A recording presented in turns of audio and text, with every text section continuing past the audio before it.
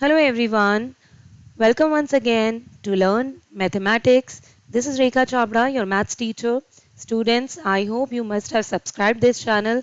If still not done, then please do it right now and keep watching my YouTube videos and keep learning, keep practicing mathematics at your home. So we were doing chapter number 7, permutations and combinations, in which we have already learned and discussed fundamental principle of counting. Basically, there are two principles. One is addition principle and the other one is multiplication principle.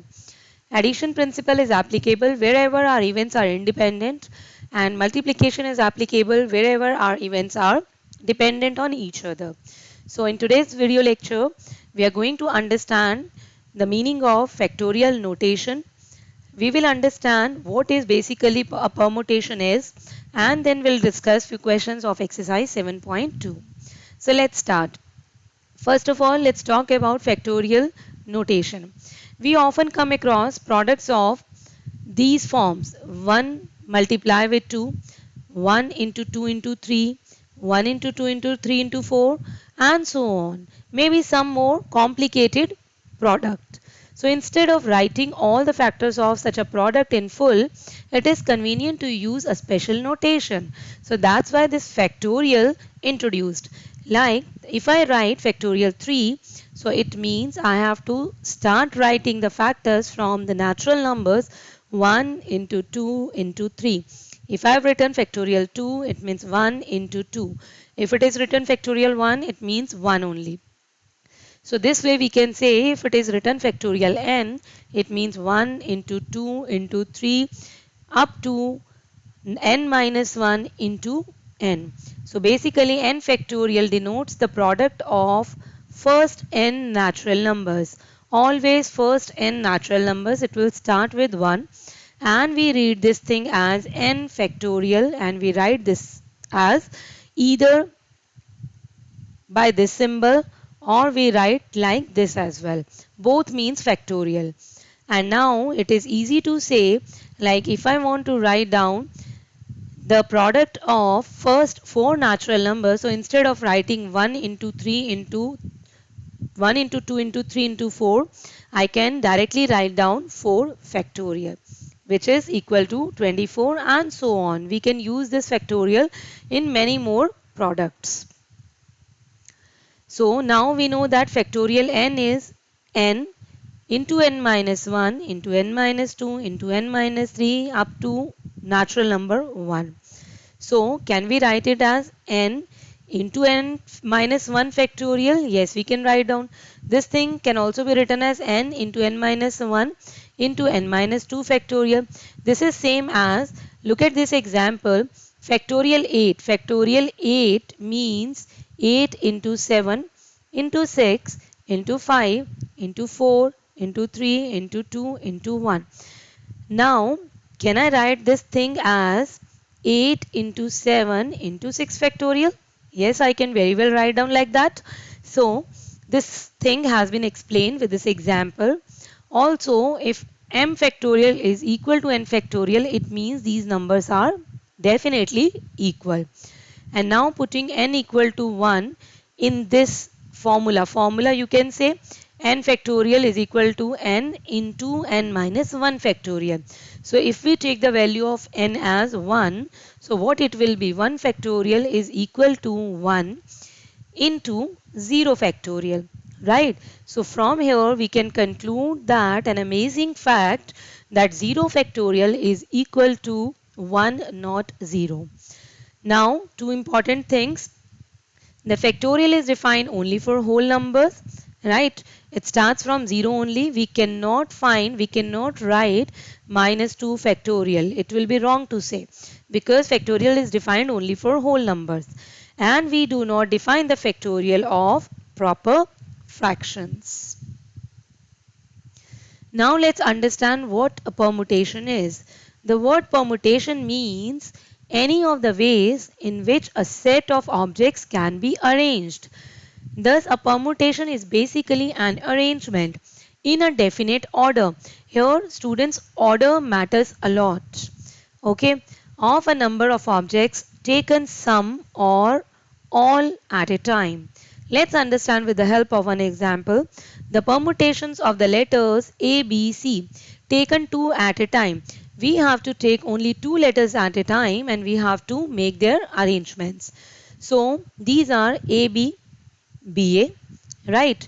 B, C, C, B, or A, C and C, A, right?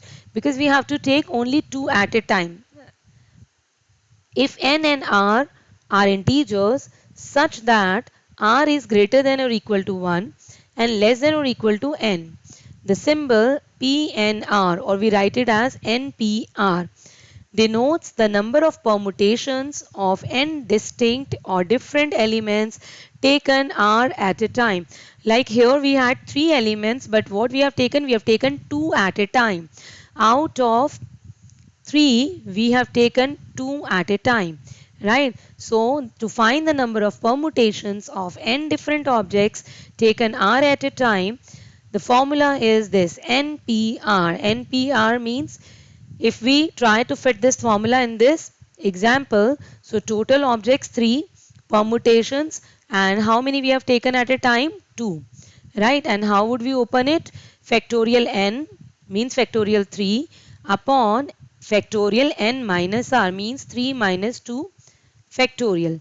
So this is 3 factorial upon 1 factorial, right? And this is equivalent to 3 factorial and 3 into 2 into 1. It means how many arrangements, how many permutations? 6. And see here we got 6 arrangements only. 1, 2, 3, 4, 5 and 6. So every time it's really not possible to make a chart or table like this.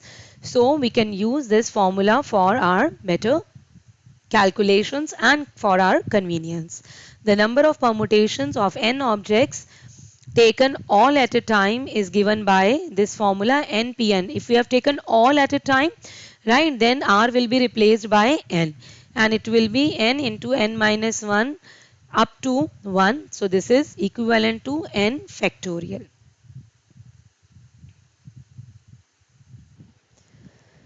So now let's do some questions of exercise 7.2, which is based on permutations. Question number 1, we have to find 8 factorial. This is very simple. What we have to do, we have to start finding the product, but we have to start from the first natural number. It means 1 into 2 into 3 into 4 up to 8, and this is the answer. Factorial 4 minus factorial 3. So first of all, let's find factorial 4. 1 into 2 into 3 into 4, which is 24, and factorial 3 is 1 into 2 into 3, which is 6, and now subtract 18 is the answer. Question number 4, here 1 by 6 factorial plus 1 by 7 factorial is equal to x upon 8 factorial, and we have to find the value of x. So now how would we do it? See here students, we have factorial 7 and here we have factorial 8.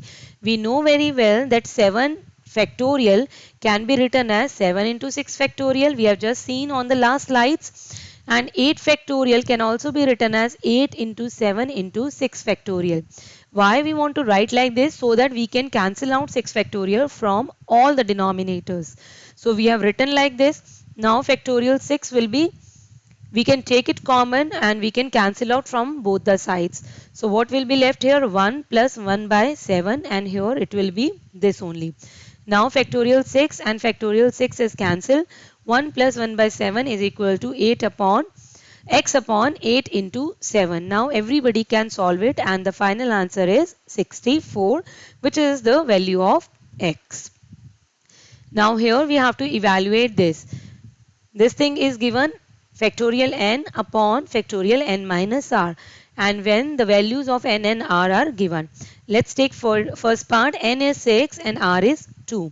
Let's put the value here, n is 6 and r is 2. So it will be factorial 6 upon factorial 4.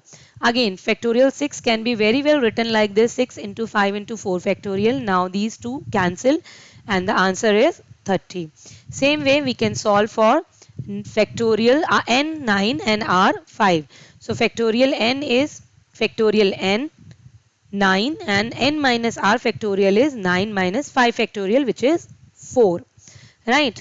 Now 9 factorial can be written as 9 into 8 into 7 into 6 into 5 into 4 factorial, and then these two terms cancel and we will find the product of these numbers.